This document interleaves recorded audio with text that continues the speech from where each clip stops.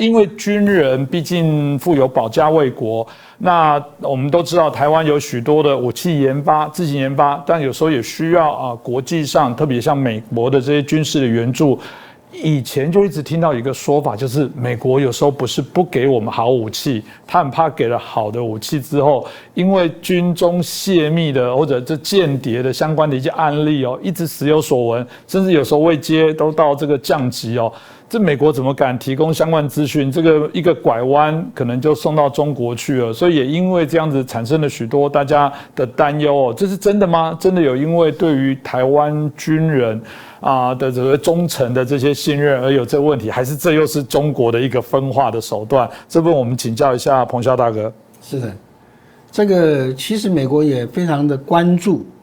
国军的这个被渗透的问题那么最明显的例子就是我们过去在资通的一位将领叫罗贤哲少将他的这个所谓的被中共吸收的这个案子的破获，从发现到破获，其实不是我们内部的，都是美国掌控的。那为什么美国会对罗贤哲会注意呢？因为第一个，他是负责资通方面的，资通方面对目前的现代化军队都是很重要的一部分，而且在这一部分，我们跟美国的合作特别多。其实不止这一部分，现在有很多这个先进的武器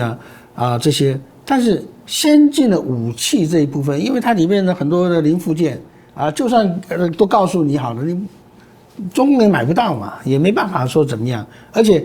没有一个我们国军的技术军官对于所谓的先进武器，他有这个能力去维修或者说拆解或怎么样，他完全没有。很多我们先进的设备武器，这个保养维修都是请这个美国的专家来当然这个美国专家一定是穿便服了，对不对？是不是军方的？大家反正心知肚明嘛，对不对？那这部分一方面是美国为了要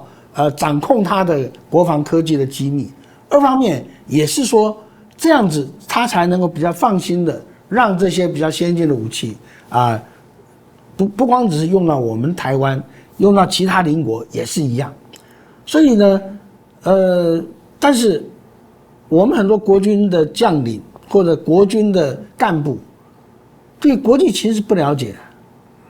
这个为什么他们生活在一个封闭的环境里面，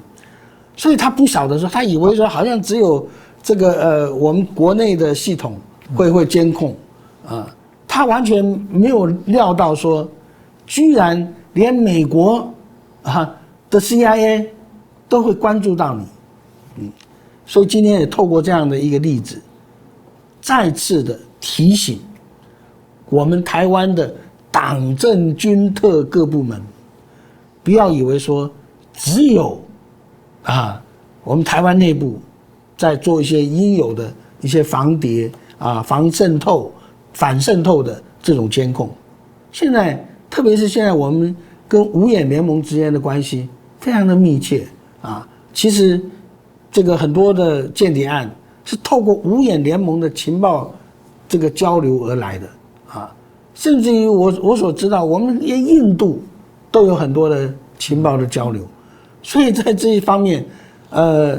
有很多事情。还有另外一个就是我们现在没有派遣了，而且呢但是呢我们知道美国在这方面工作做得非常积极这个特别是川普上台以后那么正式的等于以中共为主要的战略竞争对手，说不好听点就是敌人了，对不对其实美国这方面，我们过去我在这个部队的时候，那时候我们跟美国已经断交了但是呢刚开始我也觉得哇，我们很孤独我们独立我们要单独的面对中共压力。但是后来因为我很早到国防部去，我上尉就到了国防部。你到了国防部以后，你就发现说不是这么回事啊。其实我们跟美军啊，甚至我们跟 CIA 之间的关系还非常非常的紧密，而且是美军也好或 CIA 也好，始终没有忘记中国是敌人。这点让我为什么后来我一直在讲说，我们不要谈什么啊美军来不来，因为美军从来没走开嘛，对不对啊？只是说啊换了便服来嘛，对不对？那个在我那段时间，我上尉少校那个阶段，是中美关系、美台关系最低潮的时候。那个时候，我都感受到了，对不对？所以说这些的，现在我们的合作更进一步了。我们现在等于是类似于准同盟关系了。所以这种的合作关系，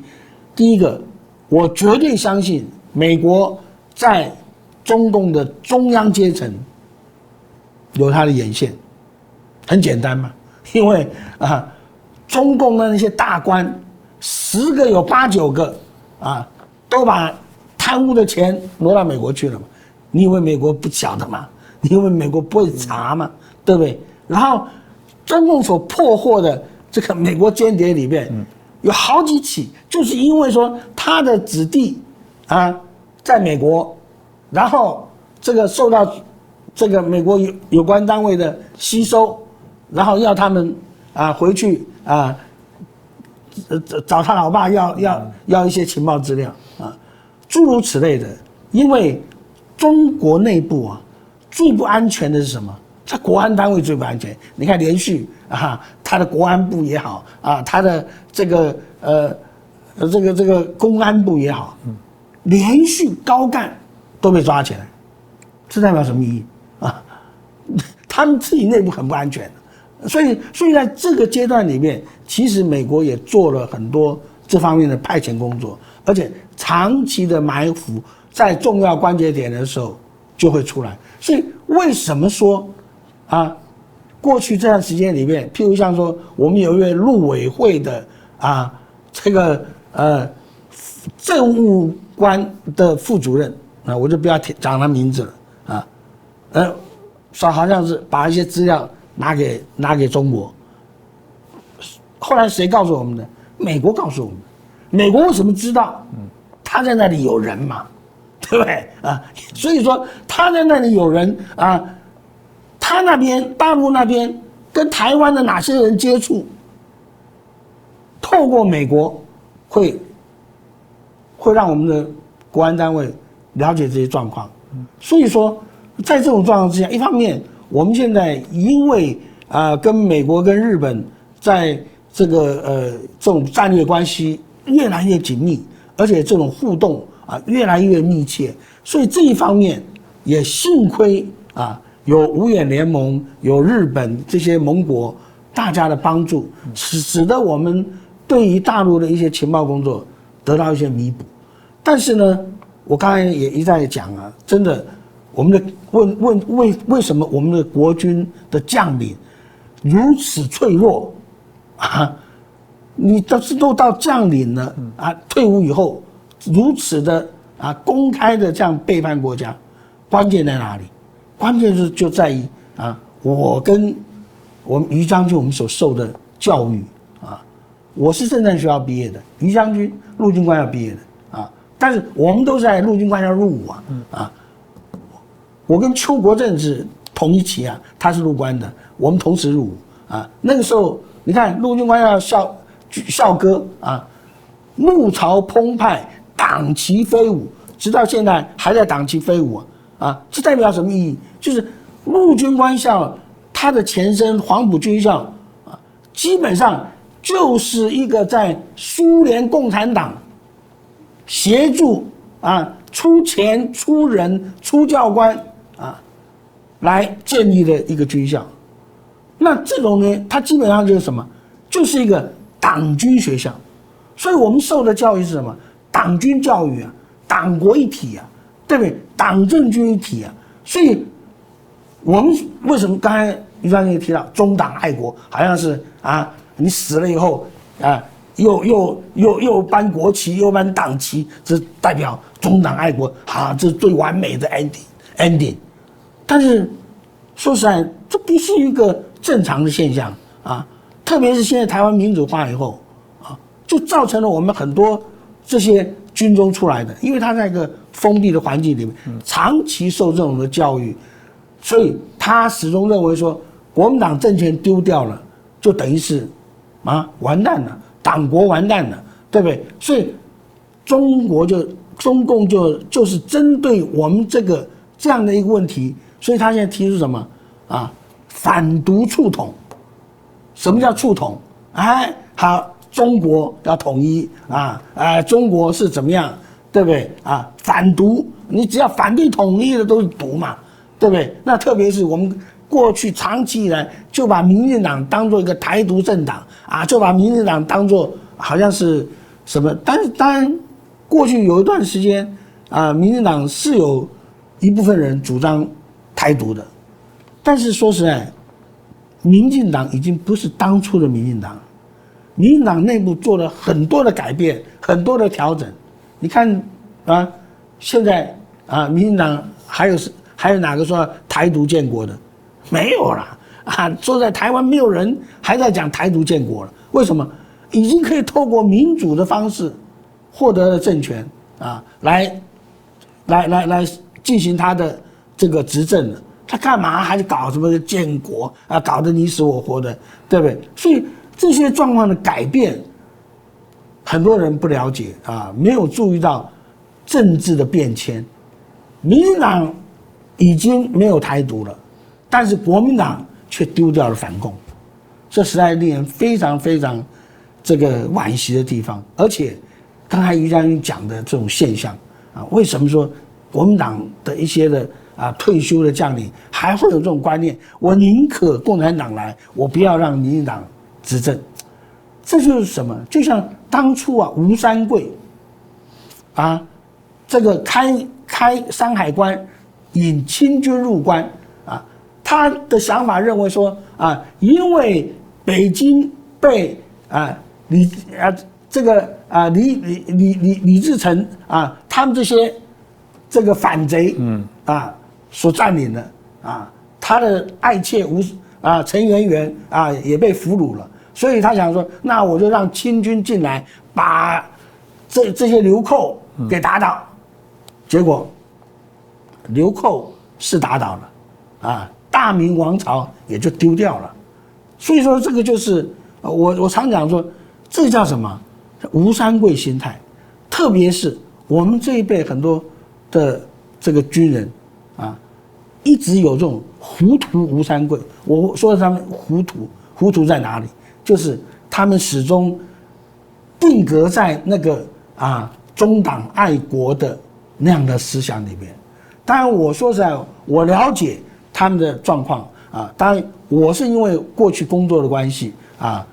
这个也到美国去办杂志弄这些，所以我们因为经历的不同，所以我的思想的这种变化比较能够结合上政治的变迁。但是我们过去的同学学长甚至有些学弟们，他们始终跳脱不出来。坦白讲，我也是很无奈也很同情。但是民主就像一坛老酒一样，好酒需要时间的酝酿所以我们也不要太心急。因为说实在，这一批人慢慢的随着时间的推移终究会走出历史舞台。那么所以在这段过程里面，我们一定要让我们年轻的一代。所以你看俞北辰将军大概差我有十几20期吧，对不对？你看他这一代的想法就不一样。我也接触到很多陆官毕业出来年轻一代的想法，那跟过去我们那一代的想法完全不一样的。他们的想法就比较对台湾的认同就完全不一样。所以这一部分我觉得随着时间，我们从民调上就可以看出来。现在认为我要统一的，赞成统一的，或认为说我就是中国人的，这比例越来越少。对台湾的认同越来越多，这种认同一定会进入我们军中。所以当这个认同进入到我们军中，进入到我们年轻一代的军事干部以后，将来中共对于我们的军中的影响会越来越降低，但是我们也不能期待说慢慢来呢。所以说现在国防部也讲说要加强各种监控我相信这一定是如此。特别是这个蔡英文总统上任以后我觉得蔡英文总统对于国防建设这一部分非常的用心，这是非常值得我们肯定的。你看国军在他就任这个5、6年来，国军的战力提升非常多。我们不要以为说，哎呀，看有些人讲说，哎呀，我们那草莓兵怎么样的？现代打仗不像过去还什么拼刺刀还像没有，都看不到敌人的主要都是这个远距离的视线外的作战。所以不要看我们的国军也不堪一击当我们说国军有一些这个退将说国军不堪一击的时候，这是最大的入华。为什么入华呢？国军这么不堪一击对不对台湾人怕打仗无心恋战那你为什么不敢过来呢？那你为什么不敢过来？为什么？这代表说，第一个，你也是草莓兵嘛，你以为你的兵就比台湾的兵强多少吗？第二个事实上这里面有很多军事上、政治上很多的因素，使得说中共的犯台没有这么容易，失败几率极高，失败的代价极大。所以这种我们要让我们的军人，让我们的国民了解，中共想要犯台是不可能性很低，而且代价很大。第二个，唯有大家有这种必胜必成的信心，才会更坚定对于台湾的认同，对于国家的忠诚。所以这部分就是所谓我们的心防我常讲，为什么我一再的对于有些国军将领的一些言行，我都公开的出来批评，甚至于责骂他们。为什么？因为他们这些行为，这散布了一个失败主义，甚至于一个投降主义，这是对我们心防最大的伤害。没有心防，哪有国防？所以这部分需要我们大家共同所谓的全民国防，所谓的全民心防。大家我要珍爱台湾，珍惜我们所有。我们是台湾很不容易有今天，所以说我们要如何珍惜这个，大家都要留意